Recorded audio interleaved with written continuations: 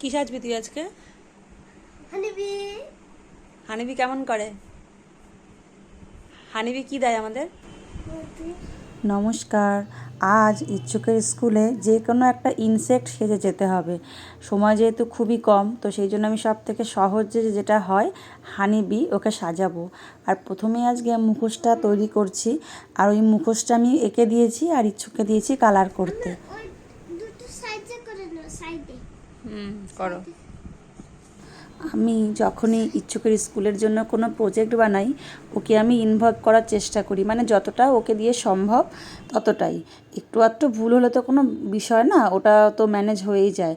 আর ও করে নিয়েছে হলুদ রঙটা, আর তারপরে আমি এই যে কালো রঙ দিয়ে একটু শেডিং করে দিলাম, আর চোখগুলোও কিন্তু আমি বানিয়ে দিয়েছি, মানে আমি কালার করে দিয়েছি। এরপরে মুখোশটা কেটে নিচ্ছি। আজকে খুবই তাড়াহুড়োতে করব, আর এটা কিন্তু খুব তাড়াতাড়ি হয়ে যায়। পুরো সেটটাই 2 থেকে 3 ঘন্টার মধ্যে আমার রেডি হয়ে গেছে।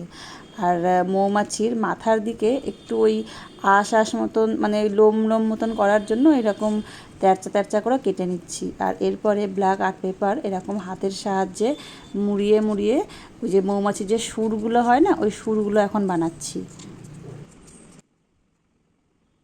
শেষে একদম আঠা দিয়ে এরকম আটকে দিতে হবে। আর তারপর এরকম হাতের সাহায্যে বাঁকিয়ে আর একটু কার্ভ মতন করে নিয়েছি, তাহলে আর একটু দেখতে ভালো লাগবে। এরপরে মৌমাছির মানে ওই মুখোশের মাথার দিকে এগুলো সব আঠা দিয়ে লাগিয়ে দেবো। দেখো মুখোশটা কিন্তু রেডি হয়ে গেছে। এরপরে মুখোশটা বাঁধার জন্য 2 সাইডে দুটো ওই কালো উল আমি এখানে বেঁধে নেব, তাহলে মুখোশটা সহজেই বাঁধা যাবে। এবার বানাবো মৌমাছির পাখনা। মৌমাছির পাখনা যেহেতু খুব একটা বেশি বড় হয় না, তো আমার ওই A4 সাইজের ব্ল্যাক কালারের খাতা ছিল বাড়িতে, আর্ট পেপারের খাতা। তো আমি আর আর্ট পেপার কিনিনি, ওই খাতার পেজই ছিঁড়ে নিয়েছি। নিয়ে ওই ডানার শেপটা প্রথমে এঁকে নিচ্ছি, আর তারপর ডানার ভেতরে যে ডিজাইনগুলো হয় ওই ডিজাইনগুলো একটু এঁকে নিলাম। আর তারপরে একটা ছুরির সাহায্যে, মানে পেপার কাটার, এগুলো পেপার কাটারের সাহায্যে কেটে নিচ্ছি। আর একসাথে দুটো আর্ট পেপার দিয়ে দিয়েছিলাম, তাই জন্য দুটো একবারে রেডি হয়ে গেছে। আর এটা রাস্তা, এইটা শুধু কটা পাখনা আছে ওখানে? দুটো।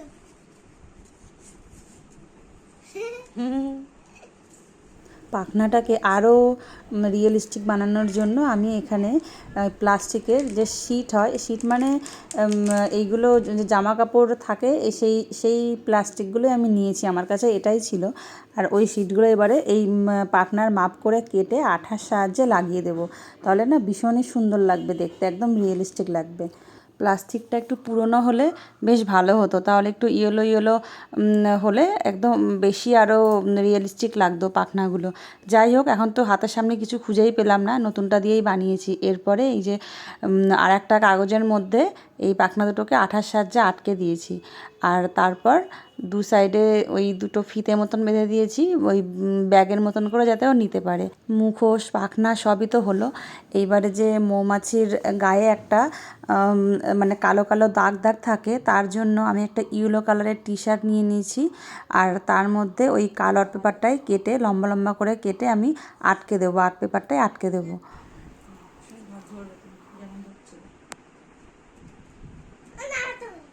তুমি না, দুজন ধরু। তুমি ধরলে উল্টো পাল্টা হয়ে যাচ্ছে। তুমি পরেরটা ধরবে, দাঁড়াও। একটা দুজন ধরে নি, তুমি আর একটা ধরবে। সেটা বাবিকে ধরতে দেবে, কিন্তু এটা ওটা আমাকে ধরতে হবে। বাবি ধরলে হবে না, বাবি তো ভিডিওটা বানাবে। সেটা আর ধরতে হবে না, সেটা আর ঘুরবে না।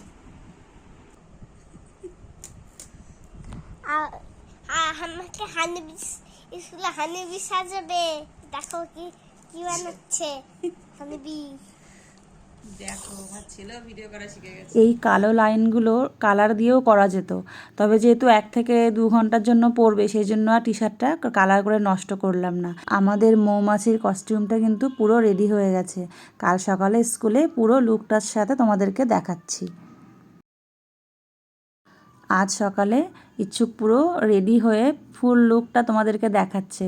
তোমাদের কেমন লাগছে জানিও, আমার কিন্তু বেশ ভালো লেগেছে। তোমাদের যদি ভালো লাগে তাহলে অবশ্যই একটা লাইক করে দিও, আর কমেন্ট করে জানিও কেমন লাগছে হানিবি কস্টিউমটা তোমাদের।